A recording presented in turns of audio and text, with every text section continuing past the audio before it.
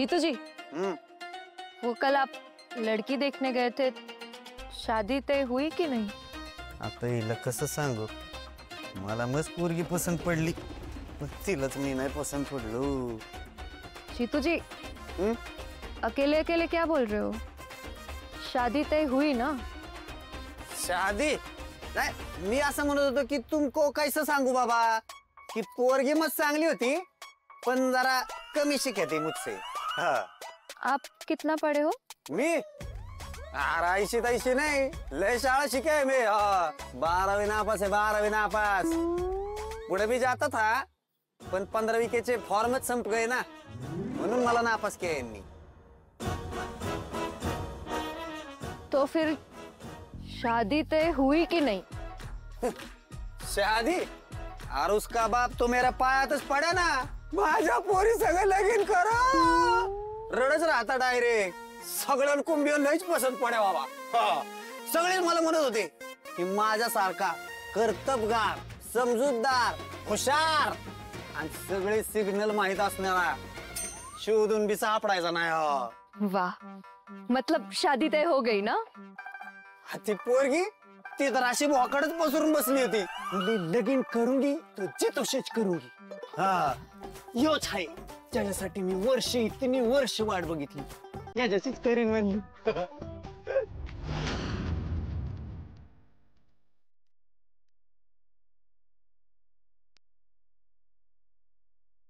दुकानाच्या बाहेर एवढी गर्दी, आत डेड बॉडी हे तर कळलं नसेल ना लोकांना?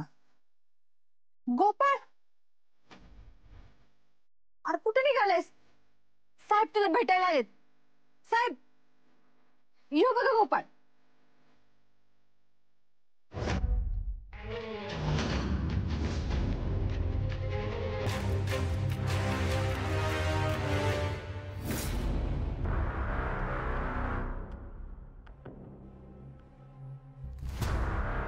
काय झालं साहेब, काय काम होतं का?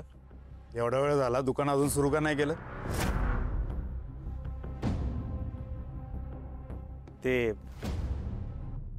आज दुकानाला सुट्टी आहे। गोपाळ, काय पण काय बोलतोय? तू का सुट्टी घेतो का? साहेब, यो खोटं बोलतोय। काय बोलती? माधुरी, अगं माझं दुकान आहे, मला माहिती कधी सुट्टी, आज सुट्टी तिला काय माहित नाही। नाही घ्यायची, ती माझी बायको। परवाईच्या भावाचं लग्न आहे आणि उद्याच पुण्याला निघायचं। हिला ब्लाऊज अर्जंट शिवून हवा। तू सुट्टी घेतल्यावरती हिचा ब्लाऊज कोण शिवून देणार? आजच्या आज ब्लाऊज शिवून हवाय। साहेब अहो नाही जमणार, असं कसं? आज सुट्टी आणि सुट्टी दिवशी मी काम नाही करत। आज करायचं। सुट्टी घेऊन कुठं अमेरिकेला जाणार आहे काय? हा, आजची सुट्टी उद्या घे, चल दुकान उघडून काम सुरू कर। अहो असं कसं? माझं दुकान आहे म्हणजे माझ्या दुकानाचे काही नियम आहेत, आज नाही काम करता येणार मला। ए, चला चावी चावी? चावी दे, नाहीतर दुकान तोडीन तुझं।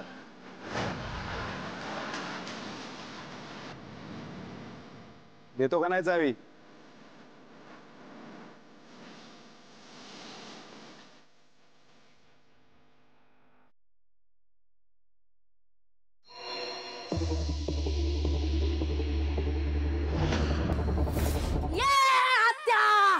तुझं ना या खलबत्त्याने डोकं फोडतो।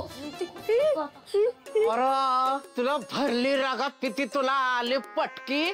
कुणाचं रे डोकं फोडणार आहे? आजी, माझं तुला डोकं आहे का?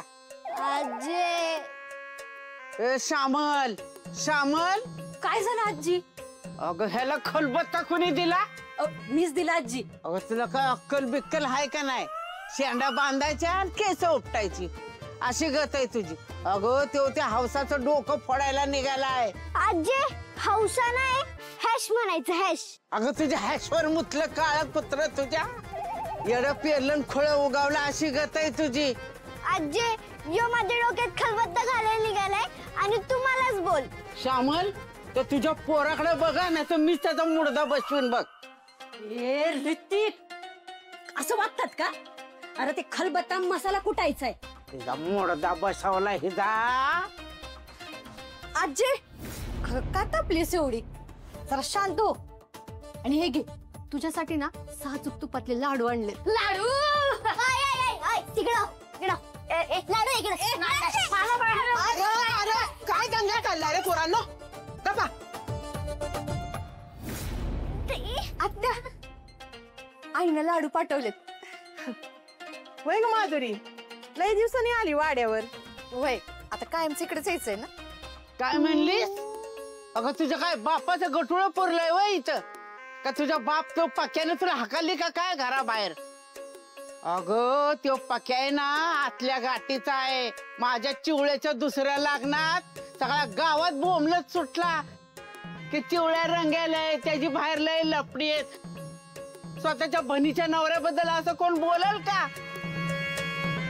ओ आत्या, बास की आता. मी आलीच.